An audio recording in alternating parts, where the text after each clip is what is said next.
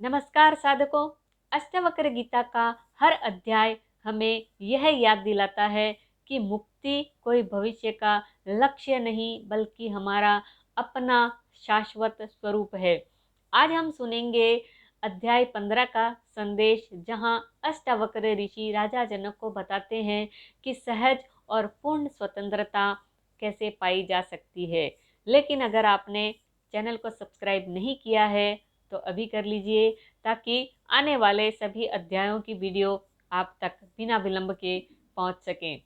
राजा जनक ध्यान मग्न है, मन पूरी तरह शांत है, पर एक प्रश्न अब भी है।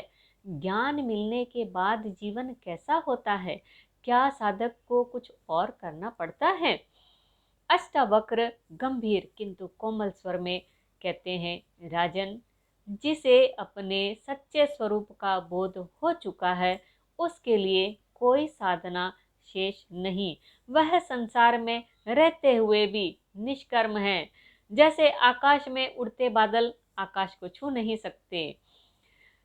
अध्याय 15 में अष्टावक्र कहते हैं, मुक्त जीव का मन न इच्छा से बंधा होता है न भय से।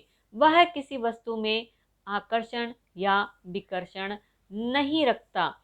सुख दुख लाभ हानि उसके लिए समान है।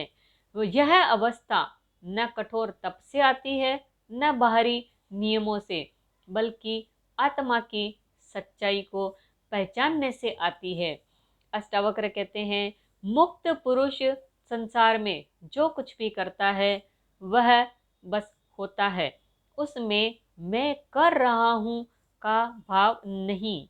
वह लहरों की तरह स्वतः घटता है। यह वही स्थिति है जिसे सहज समाधि कहते हैं, जहां व्यक्ति कर्म करता हुआ भी अकर्म रहता है। जैसे गगन में उड़ते पंछी की चाल आकाश पर कोई रेखा नहीं बनाती, वैसे ही ज्ञानी का कर्म उसके आत्म स्वरूप पर कोई प्रभाव नहीं डालता। इसका अर्थ है, जब हम अपने साक्षी स्वरूप में टिक जाते हैं तो जीवन का हर कार्य स्वतः चलता है, न कोई बंधन न कोई पछतावा। अब जनक मुस्कुराते हैं।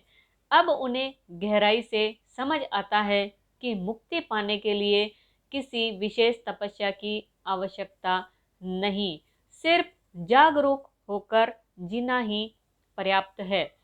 अध्याय 15 हमें बताता है कि आत्मा सदा मुक्त है, चाहे शरीर कर्म करे या न करे। इच्छा और भय का अंत ही वास्तविक आनंद है। मुक्ति कोई साध्य नहीं, यह हमारी सहज अवस्था है। प्रिय साधकों, अष्टावक्र गीता हमें बार बार यही संदेश देती है, तुम वही शुद्ध चेतना हो जो कभी जन्म नहीं लेती और कभी नष्ट नहीं होती। जीवन का हर क्षण हमें अपने आप घटता दिखाई देता है।